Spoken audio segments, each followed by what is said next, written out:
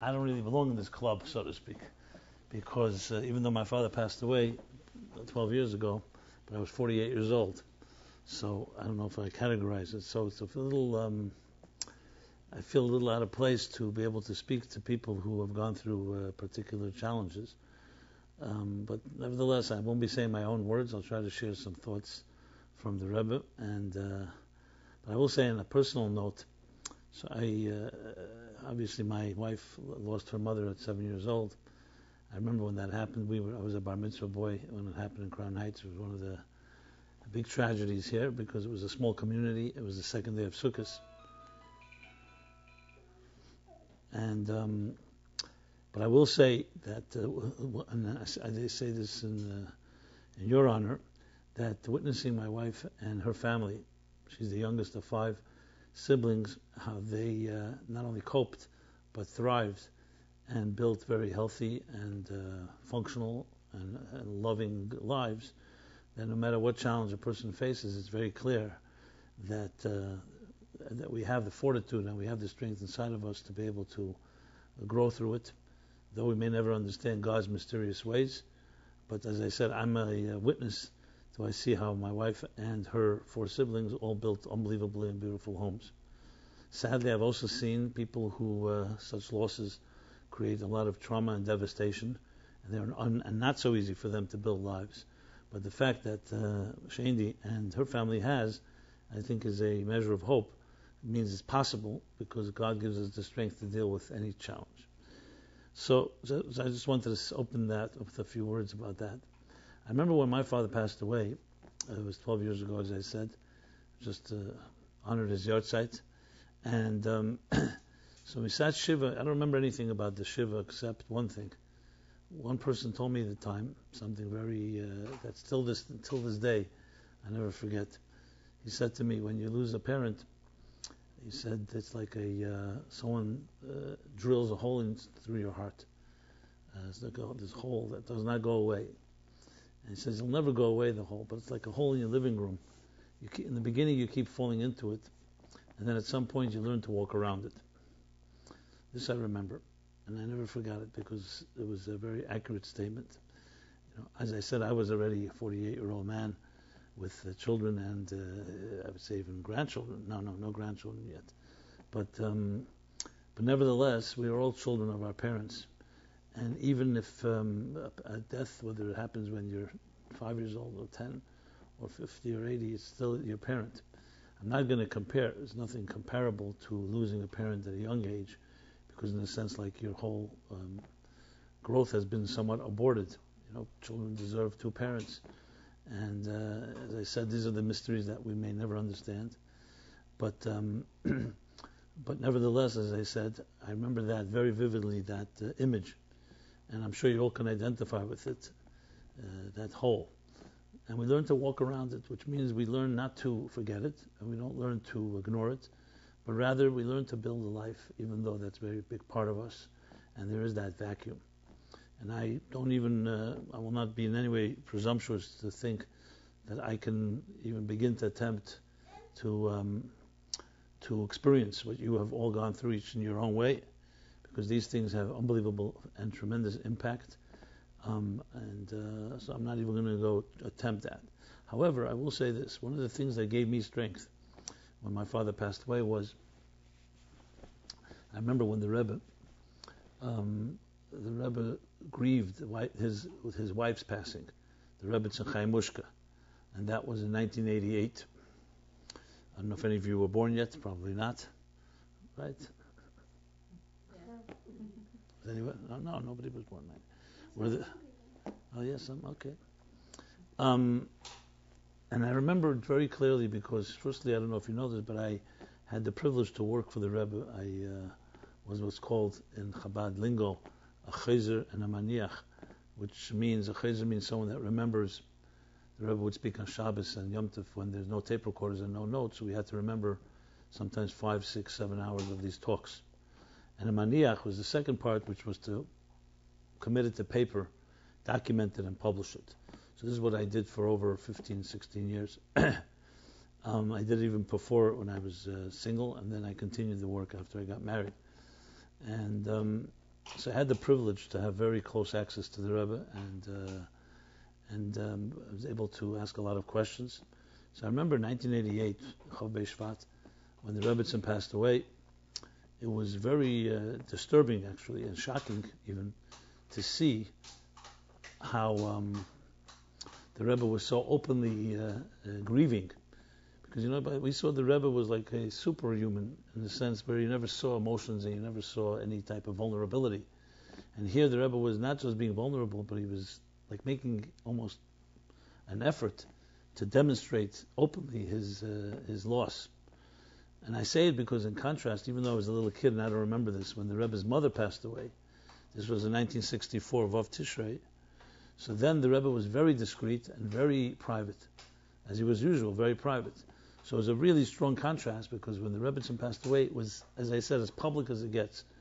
The Rebbe moved this whole operation away from 770. For a year, the Rebbe stayed at home. I mean, he came for Shabbos and for Yom Tov, but the rest of the year, he was home the whole year. He davened 3 times a day. He spoke about the Rebbetzin every Farbrengen, about Chayit Nelibe. And I always wondered why the Rebbe would go out of his way, so to speak, to go against his own nature, which was to be private and quiet about things, and so publicly grieve. And I can't tell you for sure, but when my father passed away, I felt that the Rebbe was in a way giving us, I don't want to call it a gift, but it was like showing us that even a Rebbe could also cry. And a Rebbe too grieves. And it was like giving strength that how to get through difficult times. If we didn't see the Rebbe in a vulnerable state, you could say, okay, a tzaddik, we can't relate to him, he can't relate to us. But I feel that in a way, the year that what I witnessed was like to me was like a lesson. That when I was grieving, I was able to gain a lot of strength from that.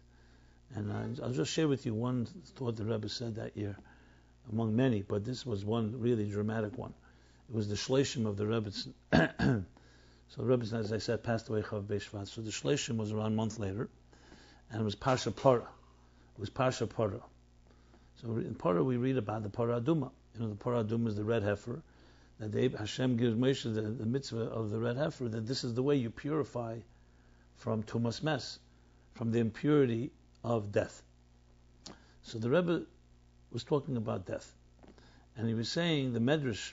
He quoted a Medrash that said the following: that when Moshe was up in Mahar Sinai, coming to Shavuos, Matan Torah, so Hashem showed him all the different challenges that people will go through in life, all the different toxic and traumatic experiences they will have, all the different what we call tumah, every form of impurity or toxin or however you define it. And then, as he showed him the challenges, he also showed him, here's how you heal and you grow through each challenge. Then it came to Tumas Mes, the challenge of death, which is when someone passes away. So the Medrash says the following words. The Rebbe quoted all this. He said that Moshe Rabbeinu began to tremble. His face turned pale, and he could not regain his composure. And he said to Hashem, with a trembling voice, how will this impurity, how can we heal and grow from death? And that's when Hashem says, Zeis chukas atera. Zeis means he pointed, here is how. I'll give you the mitzvah of the red heifer. You'll bring it as an offering. You'll mix its ashes with live spring water, and you'll spray it, and this will create the healing. So the Rebbe asked this question. It was very clear why he was talking about it, because he was talking about the Rebbetzin, of course, his own experience with death. And he said, what was Moshe so disturbed?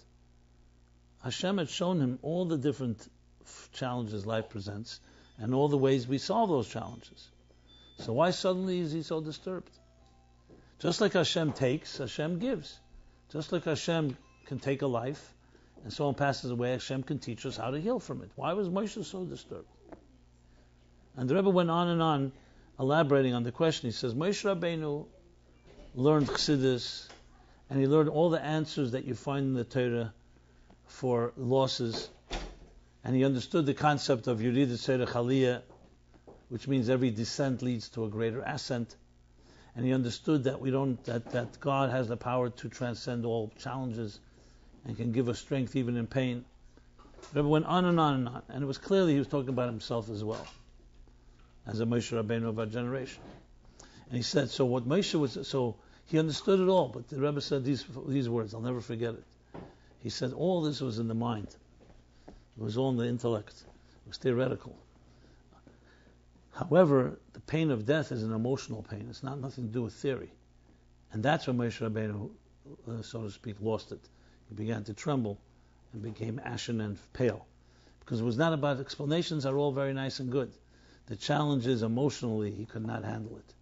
Because death, the disconnection of death, that a neshama that was in this body is now separate from the body.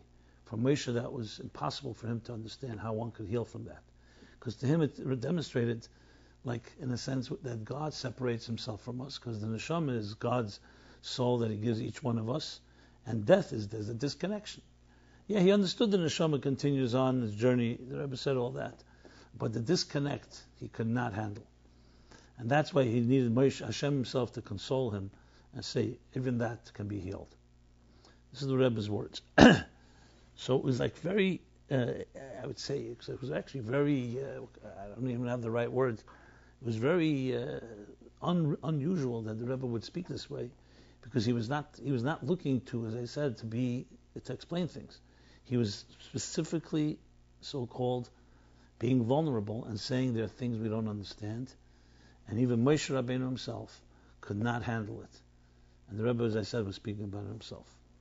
So it reminds me of the story. There was once this great sage who, unfortunately, even though he had many blessings in his life, but then a tragedy took place, and his entire family were killed in an accident, in a fire. And nobody wanted to share this terrible news with him, because who wants to tell a person that that's what happened? So finally, they said, you know what? Someone has to share. Someone has to tell him. So they chose, so-called the lucky one, quote unquote, was his favorite student. And they told the favorite student, listen, as painful as it is, you got to figure out a way to tell this to your teacher. And the student went around and was delaying and procrastinating. You know, who wants to share such news? And finally, he walks into the Beis Medrash where his teacher was studying, where this great sage was studying Gemara, and he goes over to him and says to him, Rebbe, my teacher, I need you to explain to me a very complicated Talmud that I cannot grasp. I can't wrap my head around it. What was the Talmud?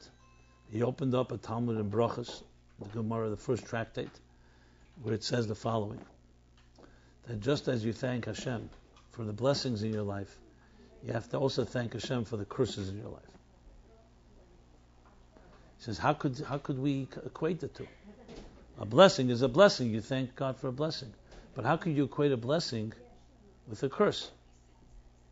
You know, you thank God if you give birth to a child. But how could you thank God if a family member dies? And especially if they die prematurely. So the great teacher didn't know what he was talking about. He just began to explain. He says, well, we don't understand God's mysterious ways. There's always a deeper blessing, even though it's concealed. And one day you may see it. And the student would not accept any answer. He said, but still, how could you compare the two? A bracha and a klola, a blessing and a curse. So the teacher went further in explaining, God's thoughts are not our thoughts. God is beyond us. Then it started explaining, you read the Tzerech Aliyah, as I mentioned, that every descent leads to... And every explanation that you'll read in any book, in any sefer, the teacher explained. But the student would not accept any of the answers and said, so tell me, are you telling me, he says to his teacher, that when a person suffers a tragedy, for example, they lose their entire family in the fire, are you telling me that they should dance and celebrate just as if they're dancing at their children's weddings? So the teacher says, it's difficult, but yes, that's what we have to do. So the student said to the teacher, Rebbe, you can start dancing. And he told him what happened. Well, you can imagine the Rebbe didn't start dancing. What he started doing was he fainted from the shock. And when they revived him, he said the following words. He said, suddenly I don't understand this whole Gemara either. See, that's the story. One of the Chassidim once went to a Rebbe and said, Rebbe, I suffered a great tragedy. Tell me why? Why would God do such a thing? So the Rebbe said to him, I don't have answers for you, but I can cry with you. See, for Jews, we have many big questions.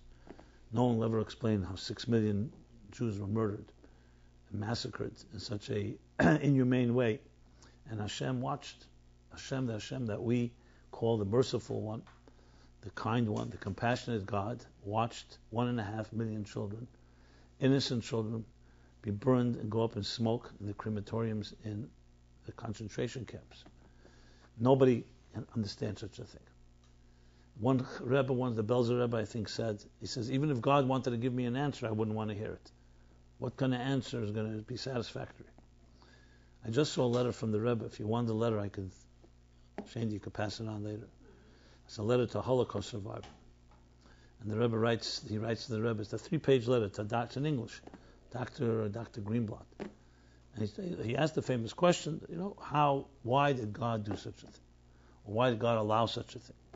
And the Rebbe goes at length and explains that we don't know why. And if we needed to know why, God will let us know. Since He didn't let us know, it means we don't need to know why. What we have to ask is not why, but what we can do about it. What are we going to do about it? Because we have 2 options. Either you lie down and die, or you learn to swim and you learn to grow. There's no third option. One of those 2 options. And then at the end of the letter, the Rebbe writes the following P.S. postscript. He says, you may think I'm writing to you some type of intellectual letter and trying to explain it to you intelligently. I too am a Holocaust survivor. The Rebbe writes this. He says, I lost my brother, I lost my grandmother, I lost my sister-in-law, I lost my brother-in-law, and other close family members. So I'm not writing to you from my mind, I'm writing to you from my heart. So I say this because these are coming words, when we say these answers, it's our answers. But when the Rebbe says these words, that Moshe trembled, and these questions are legitimate, I find them to be comforting because it means our questions are validated. We're entitled to ask questions, and we're entitled to be shocked, and we're entitled to be disturbed by it. However, at the same time, the next step is, it's not about falling apart and breaking down, it's about figuring out how to move forward. I see you all sitting here, I don't know you all personally, but the fact that we're sitting here means that you're moving forward. And despite the fact that there is a hole in the heart and there's a hole in the living room, you learn to walk around it. And you learn to build greater lives. You can't take for granted what many people take for granted.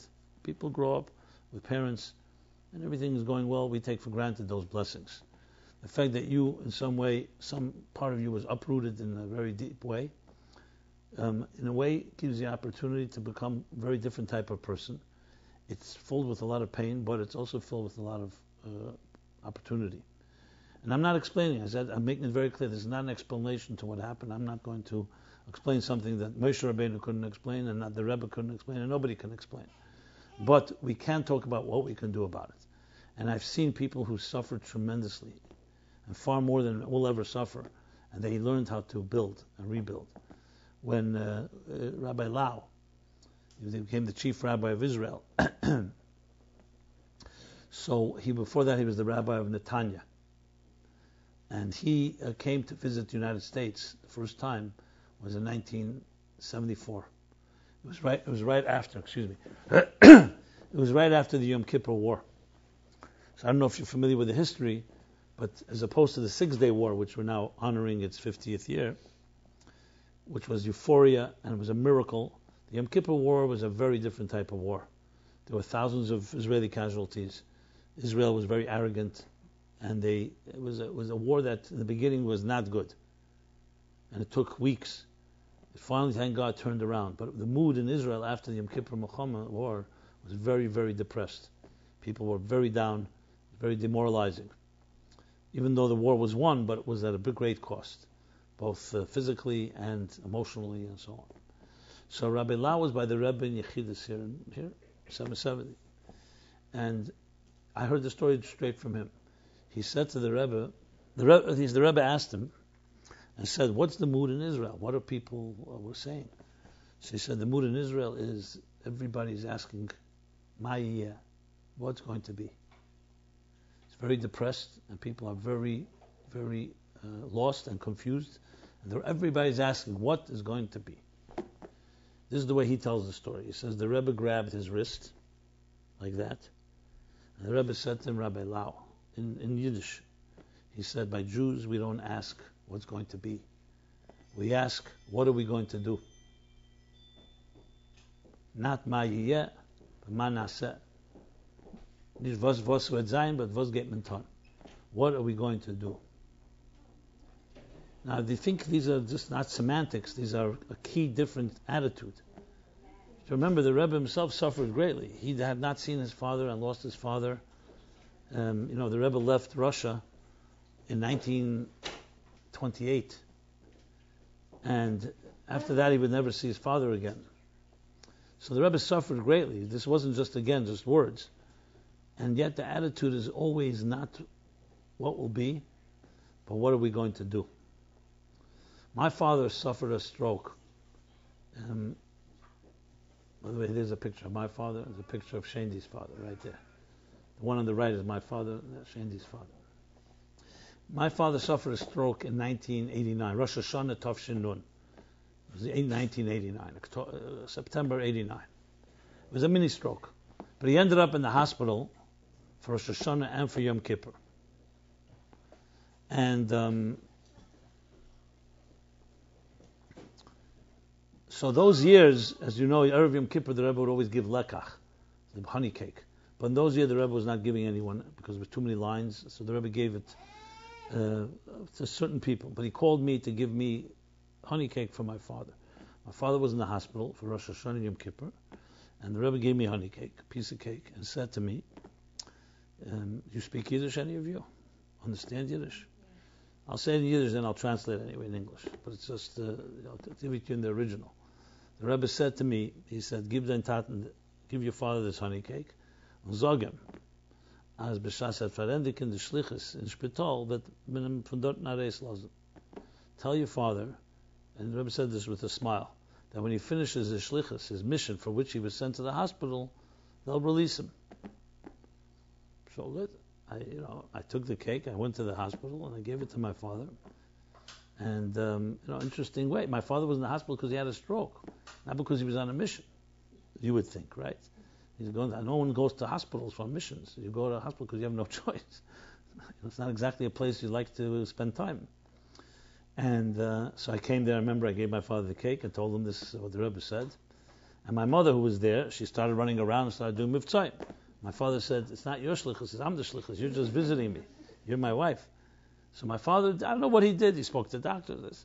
But interesting how the Rebbe looked at a situation, even that, where you think what do you mean? He's a medical situation. He has to be in a hospital. Okay, fine. But the Rebbe said, when you finish your mission there, they will release you. There was no such thing as a negative by the Rebbe. Every negative was an opportunity. And just to make the point, to drive the point home, after Yom Kippur, Rabbi Chadakov, the Rebbe's main secretary, and he never went anywhere, came to see my father the day after Yom Kippur, and he asked him the following question. He said, the Rebbe wants to know whether you finished your shlichus yet, whether you finished your mission. I don't know if you ever heard this story, but Mrs. Swerdlov was led a delegation, and every year there's a midwinter Neshei convention, right? So one year, many years ago, it was in Detroit, Michigan. Midwinter is midwinter, and Detroit can be harsh winters, and it was a harsh winter, and they went for the convention, and the plan was after, I think they went from Sunday, I'm not sure exactly, till Thursday or Friday. Thursday to Thursday, fine. Comes Friday morning, they have a return flight to New York. She and others. It's a snowstorm. So you know what happens in a snowstorm? Snowstorm, there are delays. But they all wanted to come home for Shabbos. So they wrote to the Rebbe a note. They called the secretary in New York, and they said, tell the Rebbe that we're stuck in the snow. That's what people say, right? The expression, you're stuck in the snow. We're stuck in the snow. We want a bracha that we should get out of this place and come home to our husbands and families for Shabbos. And the Rebbe wrote an answer that I saw, like maybe a 15-line answer in his own handwriting. He circled the word stuck.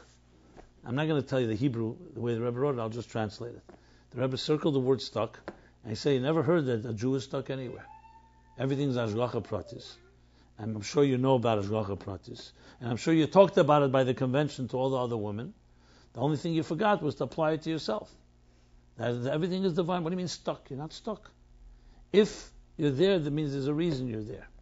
And the Rebbe said, even more, it's a siman min hashamayim. And the best way to know that is, where does snow fall from? It falls from heaven. So there's the sign from heaven, the snow coming from heaven with a message that you didn't finish your job in Detroit.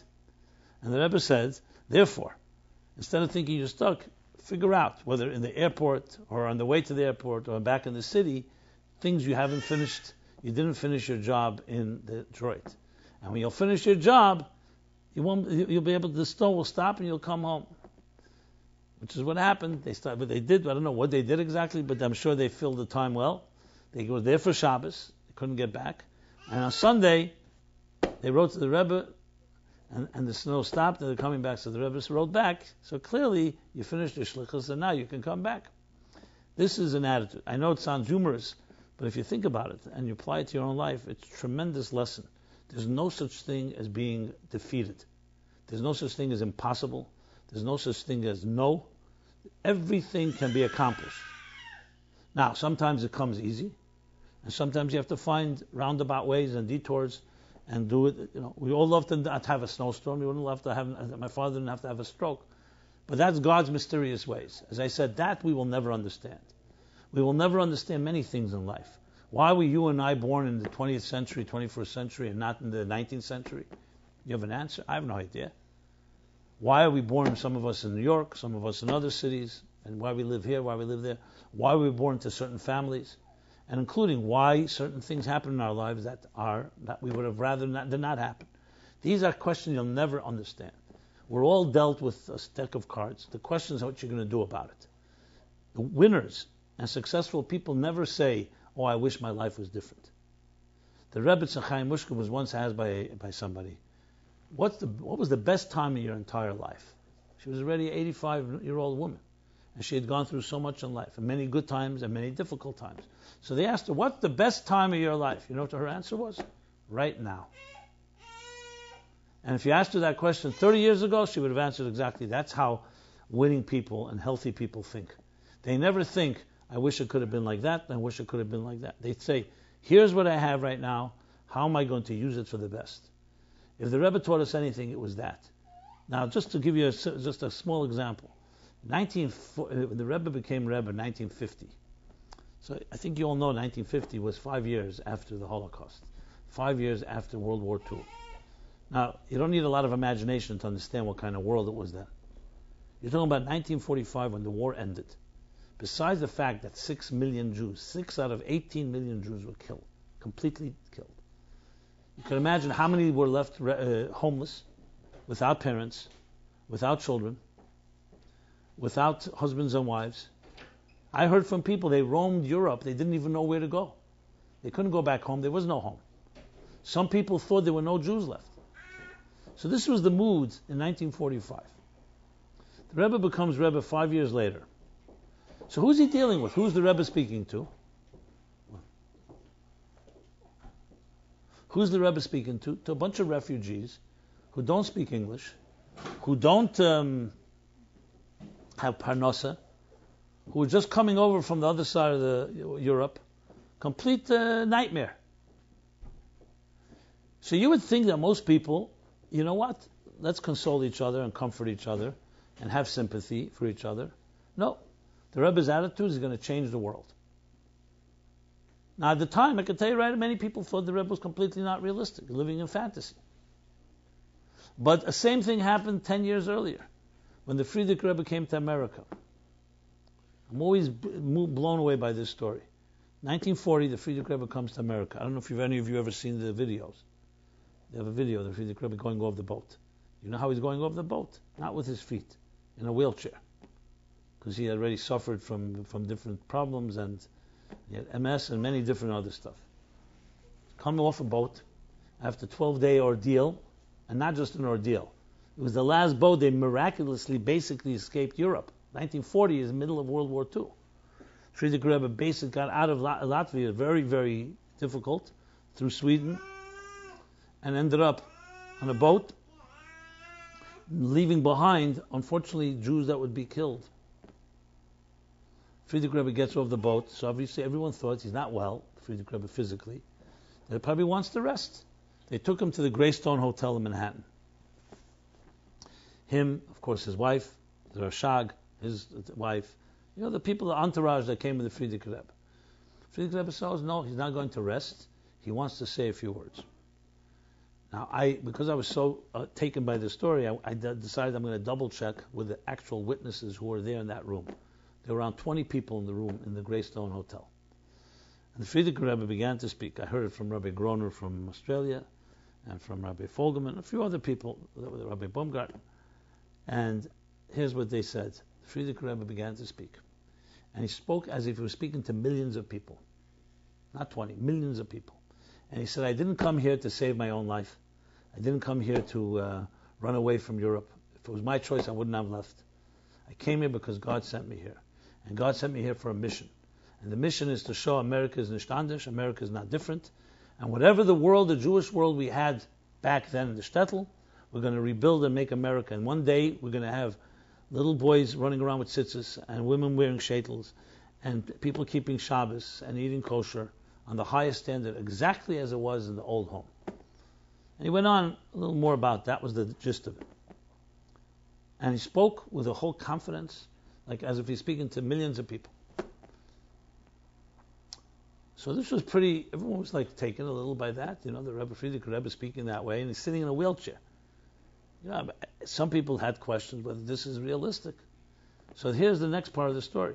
This we know from the diary of the Frierdiker Rebbe. He writes in his personal diary, which we have today. He writes that afterwards, he went to his room, and a few of the Chassidim that heard him speak said, Rebbe, we want to say a few words to you. And they came into the Rebbe, and they told him the following. They said, Rebbe, we heard everything you said. We love you dearly, and we respect you even more.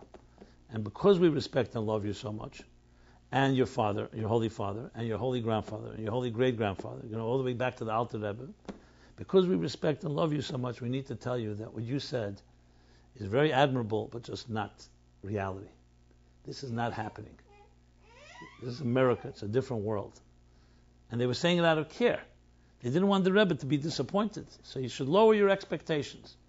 That's what they basically told the Frierdiker Rebbe. Imagine. Frierdiker Rebbe writes, when they left the room, he didn't say anything to them. He listened to them. He said, when they left the room, he says, you cannot imagine the tears that came out of my eyes the first night I was on American soil. That this is how my friends and Chassidim are speaking to me. Now you can imagine the Frierdiker Rebbe did not listen to them, thank God. And nor did the Rebbe listen to the naysayers in his time. Because this is how a leader thinks. A commander-in-chief in an army does not have time for second guessing. Imagine a war is being fought, and the soldiers say, we're losing, or things that we have a setback. The enemy is strong, blah, blah. So the soldiers maybe can waver. A commander-in-chief does not have that luxury. Commander-in-chief says, no, we can't go this way, we'll go this way. We can't go that way, we'll go another way. So thank God for the Rebbe and the Frierdiker Rebbe. The point I want to make is that faced with all odds, no one would ever imagine in 1950, or 1940 for that matter, that you'd be able to revive Judaism. I looked in newspaper accounts. Every newspaper, every article written in the 45 and 46 and 47, 1950, all wrote the obituary of the Jewish people, that it's all over. That by 1990, there were predictions there won't be any Jews left. Now, if you went with the scientific approach, it makes sense. 6 out of 18 million were killed. Many of them were the leaders and rabbis and teachers of communities. In America, assimilation was destroying Judaism and intermarriage. So how could it survive? Israel was not yet even a state, and there was no hope there. So if you were a scientist, your prediction would be, give them another 30 years and that'll be over. But that's not how it works with the Jewish people, as we know. We're compared to the moon. We're about to extinguish. We're reborn again. And today we don't need to rely on faith. Look around. Jewish life, whether it's in America or in Israel.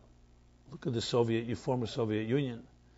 So I know I'm talking collectively, but individually this is because the same thing I said before what the Rebbe said to Rabbi Lau, what he told me to tell my father, what he told the Neshei group about the snowstorm. There's no such thing as being stuck. You figure it out. Everything has a purpose. So I want to just say to you all individually, as I said, I'm not in your shoes and I don't even try to be, but we all are part of one people, and we have gone through many difficulties. Thank God we have many blessings today. But whatever challenge you have, whatever hole in your heart you have, it's not going to go away. But you could either use it as a springboard for growth, or God forbid, succumb. Now, you'll all look to me like people who are all very optimistic about life and positive thinking and looking forward to everything. But no one knows what's going on in people's private little corners. We all have our difficult moments. But we're here together. I feel honored to speak to you because you have been given a challenge that others are not. But at the end of the day, a challenge means you're also given strengths.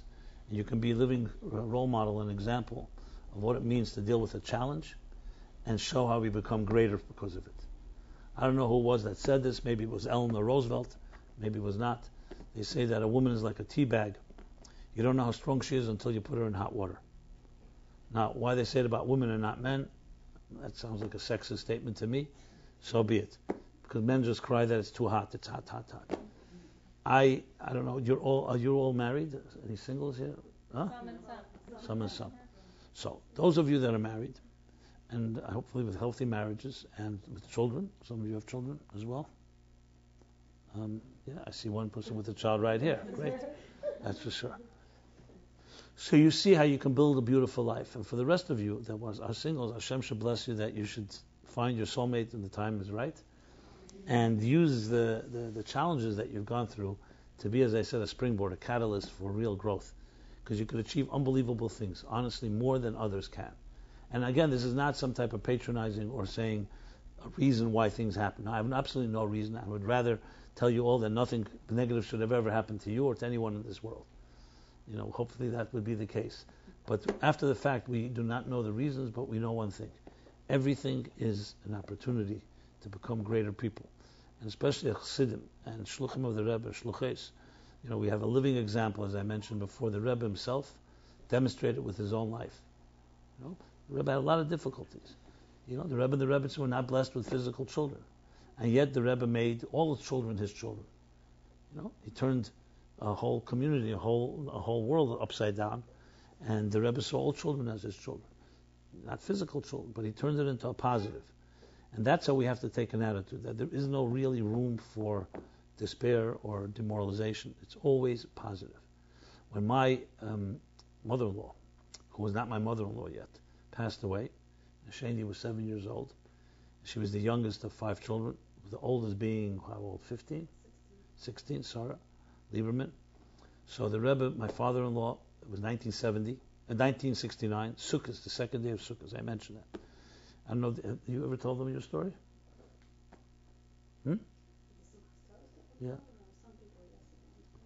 Anyway, but this is my father-in-law. It was the second day of Sukkot, it's Yom Tov. But she had succumbed and died due to leukemia that killed her very quickly in the summer. Last time you saw her was in summer camp, right? She came to say goodbye, basically. And by the second day of Sukkot, she was her soul was in another place. Let's put it that way. So the Rebbe told my father-in-law, and when he told the Rebbe the sad news. So the Rebbe said to him these words, because it was Sukkot, Zman Simcha Seina, right? Time of Simcha. So the Rebbe said, Vice days, apparently, we have to learn how to cry with joy. Because on Sukkot, you're not supposed to be sitting Shiva or grieve. But the Rebbe didn't ignore the tragedy. He just says, apparently, we have to learn to cry with joy. To cry with Simcha. And my father-in-law, who was a real soldier, and when the Rebbe said something, that was it. That's exactly what he did. As difficult as it was, with 5 little children, and as difficult as it was, he danced. And Sukkot was a simcha time. I'm sure he was crying deeply, but he cried with joy. That's how he cried. That's what the Rebbe told him to do. Then it came, since some of you may know the story or not, I'll tell you the story. So that, the meaning here is, the last days of Sukkot is, of course, Simchas Torah.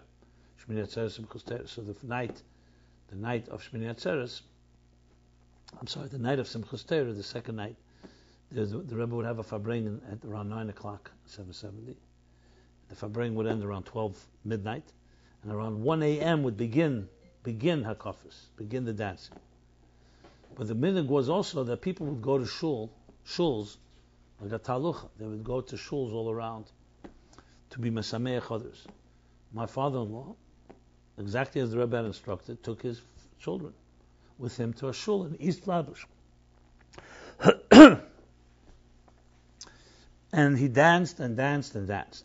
There was a child in the shul, says to his father, "Who's this man that's dancing, completely without limits?" He says, "This man lost his wife this week." He says, "How could he dance like that?" He said, "That's a chassid. A chassid can dance." He didn't realize, maybe did realize that the Rebbe said you dance with tears. You could cry. Tears can cause you to cry, but you could also dance with tears. And that's what he did. Then he brought his children back to Crown Heights, dropped them off, and my father-in-law went to 770 to the Farbrengen. And this was already middle of the Farbrengen, like 11 o'clock or 10:30. My father-in-law had the privilege to begin the nigunim, the songs that they sang between the talks of the Rebbe. So when the Rebbe finished speaking, my father-in-law began to sing. It's a famous Chassidus melody in Russian words that says, translated from Russian, that not fire can consume us and not water can drown us. That's what he began to sing with the tune. When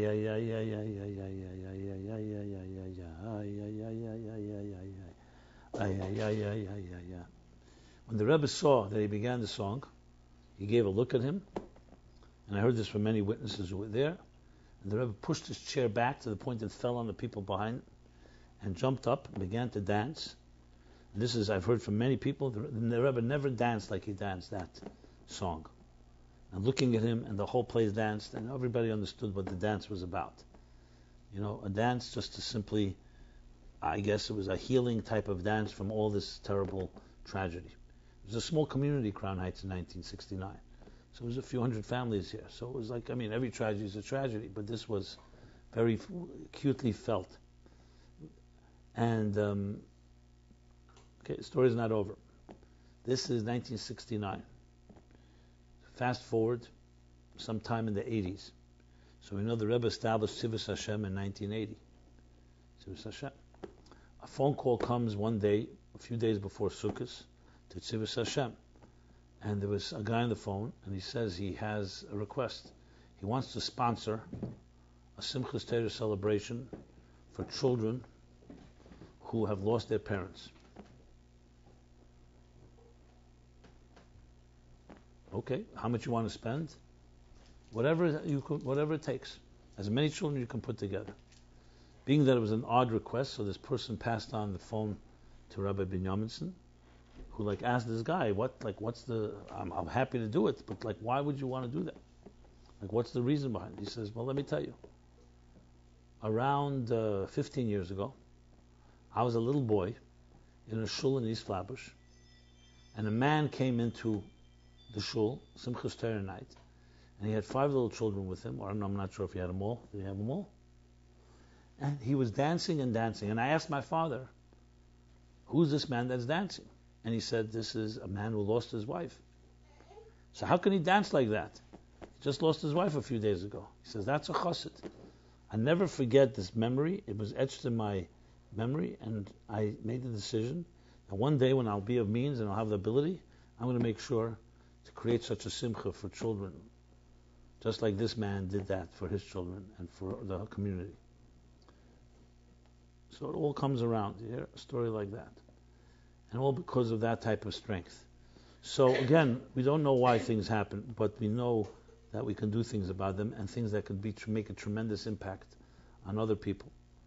And you have the unique opportunity because, unfortunately, there are other people that have suffering and may not have direction, and may not have Chassidus, and may not have the guidance and strength that we were taught. So you have a responsibility not just for yourselves, but also for others. And for others. And as I said, I give you again the bracha that you shall have only brachas in your life revealed, And whatever lefum tzara agra, whatever pain, should only be converted into greater joys. Hazerim bedima, berini yekseru.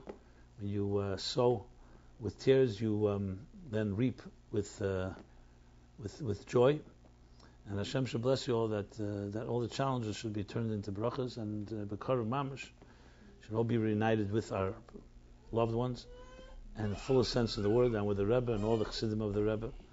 And I want to just conclude with one more thing, which very many people ask me always the question, like everybody wants to know, where does the soul go to after it leaves this world? So for years and years, it was always very awkward. How do you answer such a question, where the soul goes to? Like, we don't really know, do we? But then I decided, you know what? I decided I'm going to give an analogy. So this is somewhat of a humorous analogy, but then recently was confirmed something the Rebbe said, which I'll share with you in a moment.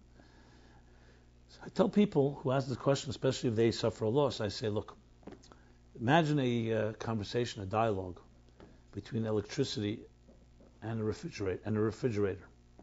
Just imaginary dialogue. And the refrigerator says to electricity, where do you go when they pull the plug? When you pull the plug out from the refrigerator's plug from the outlet, where do you go? The electricity.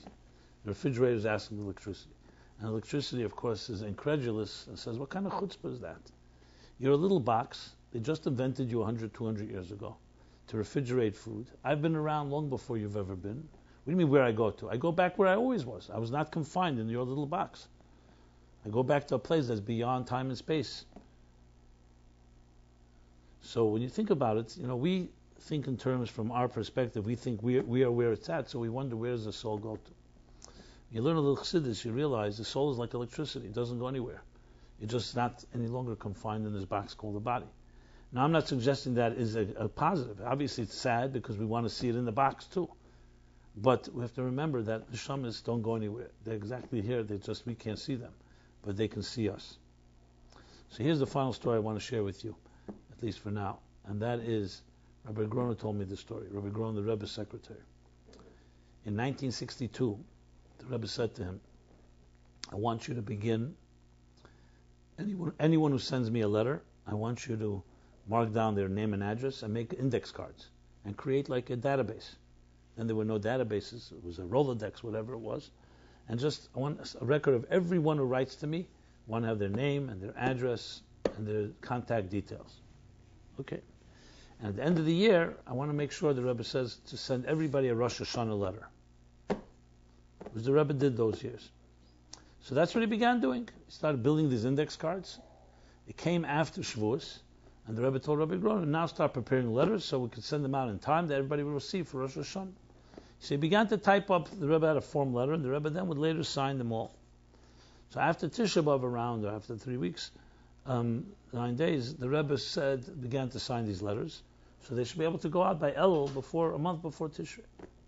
One day, Rabbi Groner comes into the Rebbe's office, and the Rebbe had signed hundreds and hundreds of letters, and they were piled up like this. And on the second, there was a small pile on the side that the Rebbe had separated, a small pile. Rabbi Groner starts, asks the Rebbe what the Rebbe wants him to do. He says, well, this is the letters to send, and this small pile are the people who've passed away since you typed these letters. Because some people passed away that year. So Rabbi Groner was taking the big pile to mail, and he was taking the small pile to throw it out. So the Rebbe asked him, where are you taking the pile? Small pile. He says, the Rebbe said that they're no longer here, so I'm going to discard them, basically. So the Rebbe said to him the following words. He says, first of all, they also need a Shana Teva. They also need a New Year, a Happy New Year. And secondly, the address where to send it, you probably don't know, so leave it here. It's an unbelievable story. That means every neshama has an address. And number two, the Rebbe knows the address. We don't know the address, but there's an address. That's what the Rebbe said to him. After that, he would write a note. Every Rosh Hashanah, he would write a bracha also for his deceased parents. Because the Rebbe said they also need a Shana Teva. And there's an address. So that's what the Rebbe said to him. So leave these letters. Why? Because the address, you may not know where the address is. So leave them here. So I want to tell you there's an address. And that there are those that know that address. We may not know, we have limited vision. We don't see the big picture. We see like ants that see very small, like we don't see the horizon. You stand on the ground, you can't see the wide horizon. You climb up, you can see it. But we know there's a Rebbe, and we know there are Rebbeim and Tzaddikim that do see. So there's an address for every neshama, and there's an address for all the souls of the parents that are no longer physically here. And Hashem should bless, as I said, we should be reunited with them. But meanwhile, to use every challenge as a catalyst, as a springboard for tremendous growth. And Eibishter should bless you all with that type of fortitude and strength. And there's a strength in numbers, in a group, synergy. And thank you for the honor to share a few words to all you sacred souls, and an honor of, especially the honor to both. Quite interesting. Two of you have a 20th yard site tonight. That's pretty. Can I say? 20 years is a long time. You must have been very young children. So, but nevertheless, it's called the living legacies, right? So you carry on for your father, and it's also a father. Who's this? My father. Your mother. So you carry on. You are now your father, and you are now your mother. That's how it is. And we like it or not, and we do what, as I said, all the words I've said. So in the honor of, what's the name again? Mordechai Leib ben Shalom. So he has an address. The Rebbe said there's an address. Just we don't know where it is exactly. And what is the name of your mother? El Bas Misha. El Bas Moshe. So their neshama should protect you, and you should do what you have to do for continuing with their legacies, and everybody here in the right day and the right time. So we should all be reunited with the Gula Amitis Vashlema. The Kitzav Aran Nosheich Ne'afer. Can I actually share something? Sure. So I find recording. Why not? Why not? I don't mind. Put on the mic. Okay. So I just found this interesting because I feel like it pertains to all of us. My father's birthday Hayom Yom speaks about, before embarking on a journey from your place of residence, arrange a Hasidic farbrengen and receive a parting blessing from your good friends. And as the familiar expression goes, Hasidim never say farewell, for they never depart from each other. Wherever they are one family. And I was speaking to Shandy last night, even though it's been 20 years, like, for me, yes, my father is gone, but I always feel like he's around. Like, there was no goodbye, because, Chassidim don't say goodbye. So all of our parents are, like Rabbi Jacobson was saying, may not be with us physically, but they're for sure with us spiritually. So I thought that was Hashgacha Pratis with his Hayom Yom. And also today's Hayom Yom is very nice. Did anyone say it? It said, why don't you tell us? Please do. It said about that the neshama has an aliyah 3 times a day, and does it say especially in a yard site? I don't remember. I think during and that it davens for the people that were connected to it. So. Because a stick.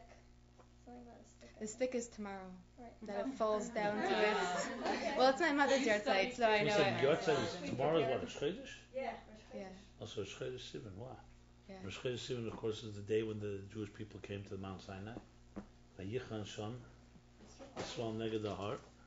And Rashi says, why does it say Lashon Yachid as singular? There were so many of them because they were B'lev Echad, K'ish Echad, B'lev Echad. They were all like one family. So the Hayom Yom fits perfectly. Yeah. Well. You want to say something else, Shaden? I don't really talk in public, but I was speaking to Chaya Zissel. I was speaking to Chaya yourself. Zissel last night, and I was thinking that it's both of our parents' 20th yard site, and by Har Sinai, the Malach came down and gave 2 crowns to each person, and Kaf 20 is like Kaf Keser, so I thought like we're celebrating our yard sites like with combined efforts, and I know my mother, she was very into Achtas, and the whole idea of the 2 crowns, maybe like, I don't know, just for, yeah. Yep. Does anybody want to ask anything? Eishes Chayil Ateres Baila, that's the crown. Mm-hmm. Yeah. Open forum here.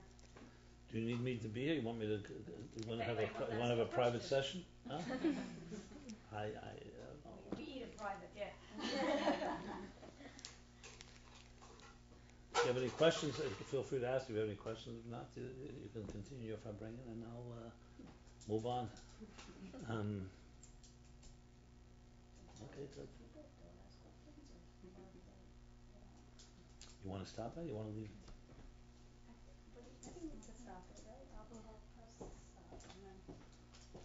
Okay, again, it was a pleasure and honor, and we should only meet a good simchas and occasions. Have a very good Yontif and good Shavuos. And carry on. I'm not.